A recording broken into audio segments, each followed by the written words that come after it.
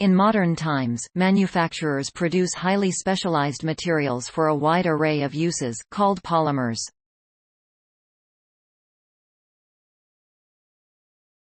Polymers have a variety of purposes owing to their versatile properties, ranging from being used in construction due to their high tensile strength and resistance to manufacturing plastic bags that require more lightweight, flexible materials, such as nylon or polyethene.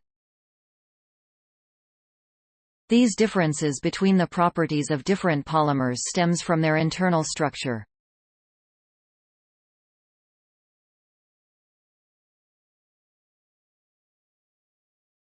Polymers are made up of long chains of smaller subunits, called monomers. Crystallization occurs when crystalline polymers are melted, then cooled down slowly, which enables the chains to organize themselves into neatly arranged plates. Depending on the degree and location of crystallization, this process gives valuable properties to the polymers, including flexibility, heat conductivity, and strength. However, if not properly controlled, crystallization can also weaken the material, putting undue stress on the polymer chain. This is especially problematic when polymers are subjected to extreme conditions, such as freezing temperatures or intense pressure. To guarantee optimal performance, we need to predict how a given polymer will react to mechanical stress and to what degree crystallization contributes to this response. However, scientists know very little about the intricate forces at play during crystallization, having never been able to observe them directly or measure them accurately without destroying the material first. Based on recent advancements in polymer science, a research group, led by Professor Hideyuki Otsuka of Tokyo Tech, has been working on a method to visualize polymer crystallization in real time. In a recent study published in Nature Communications, they used highly reactive molecules, called radical-type mechanophores, embedded in the polymer structures.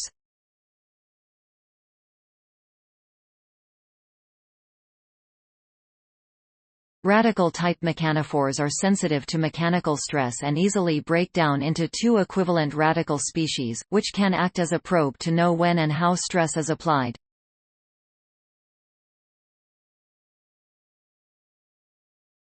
In this case, to examine the mechanical forces at play during crystallization, they used a radical-type mechanophore called tazon, which breaks down and emits fluorescence when subjected to mechanical stress.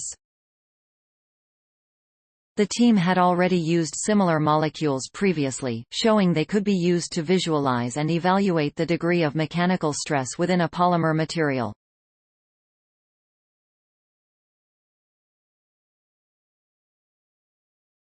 In the current study, they used a similar method to observe the crystallization of a polymer.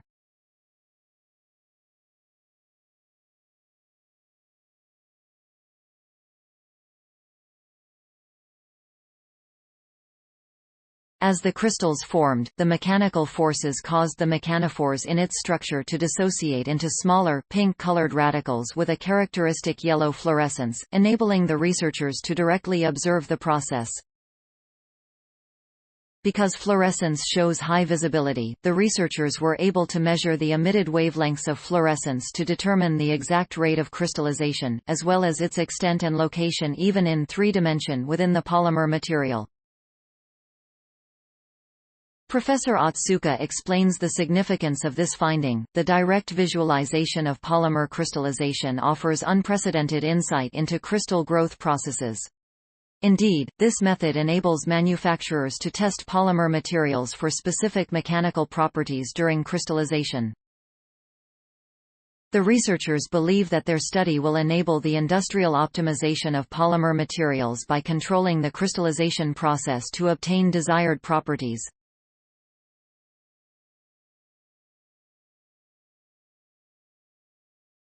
Ultimately, Professor Otsuka concludes, this could lead to design guidelines for advanced polymer materials.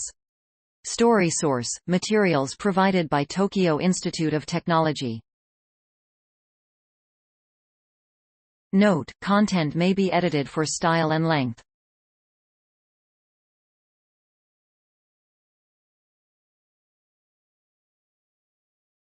Please support my channel to grow by pressing subscribe button and the bell icon. We will notify you technological news.